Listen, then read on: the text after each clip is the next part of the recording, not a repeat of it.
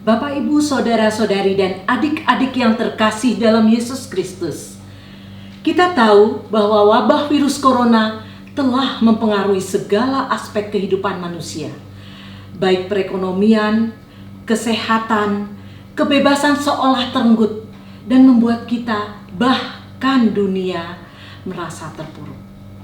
Lalu muncul pertanyaan, bagaimana kita bisa menjadi pelaku dalam masa sekarang?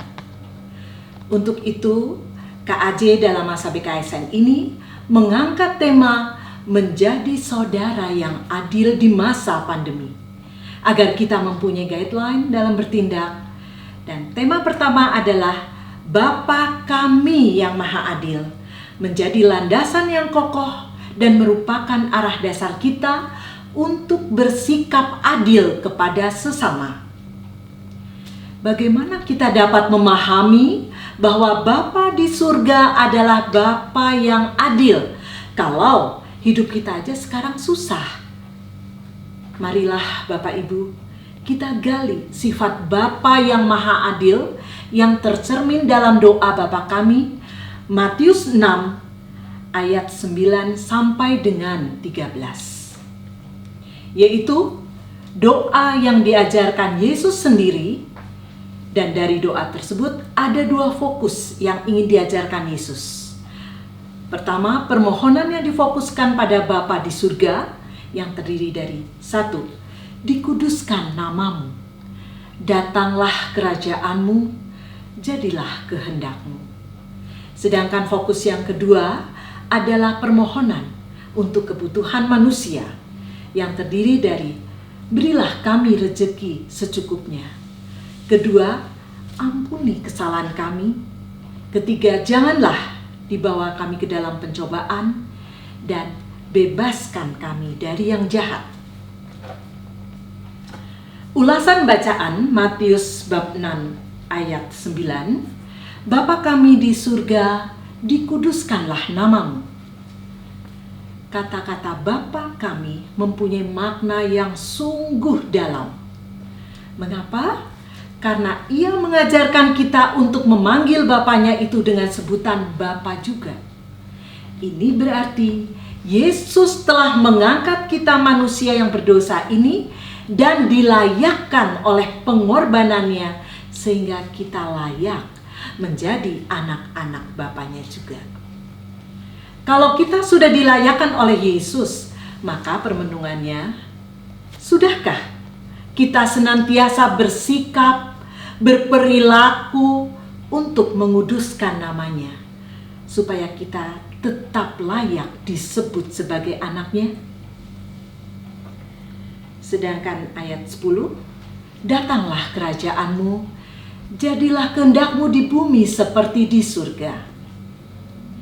Yesus mengajarkan kita mohon agar kerajaan Allah hadir dan kehendak Allah lah yang meraja di dunia ini, sehingga manusia bisa merasakan keadilannya, kedamaiannya, sukacita, dan keselamatan yang penuh. Tetapi apa yang terjadi? Apa yang telah kita lakukan? Bukan kehendak Allah yang meraja, tetapi kehendak pribadi, keegoan kita masing-masinglah yang meraja. Tidak ada kerendahan hati, tidak ada kasih di antara sesama. Buktinya, setiap hari dunia diwarnai dengan pertikaian, kemarahan, percekcokan, dan ketidakadilan. Maka permenungannya, posisi kita ada di mana? Kita yang ikut ambil bagian dalam mewujudkan kerajaan Allah dan telah menjadi pelaku untuk menjalankan kehendaknya, atau sebaliknya? Ayat 11, berikanlah kami pada hari ini makanan kami yang secukupnya. Yesus jelas mau mengajarkan kita untuk bersikap adil dan tidak egois. Terlihat dengan kata-kata berilah kami. Yesus tidak mengajarkan berilah aku, tetapi kami. Kemudian ungkapan makanan kami secukupnya artinya janganlah kita serakah dan percayalah Tuhan pasti memberikan rezeki. Permenungannya, sudahkah kita berbagi rezeki buat sesama? Ayat 12, dan ampunilah kami akan kesalahan kami, seperti kami juga mengampuni orang yang bersalah kepada kami. Ada dua hal yang perlu diperhatikan, yaitu satu, kita sebagai pelaku yang berbuat dosa.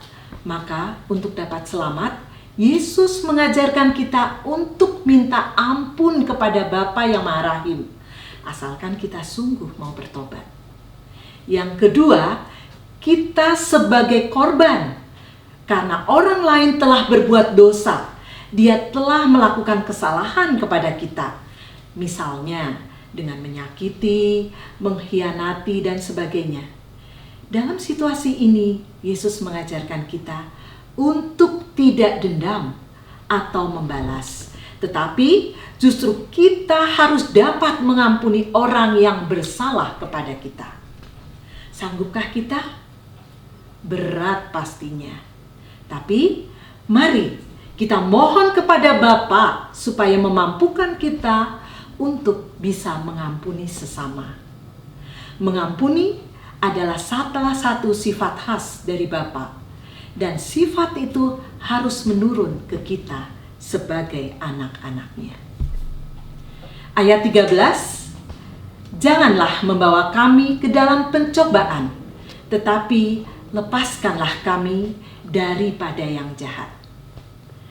Kalau kita sadar kita manusia yang lemah, penuh dengan kedagingan dan duniawi, maka cara untuk terbebas dari yang jahat adalah sedapat mungkin kita menyatukan hidup kita dengan Bapa, dengan berdoa, dengan membaca kitab suci, merenungkan dan melakukannya, juga menerima sakramen Ekaristi, dan membiarkan diri kita selalu dalam bimbingannya dan tuntunan kasih-Nya. Amin.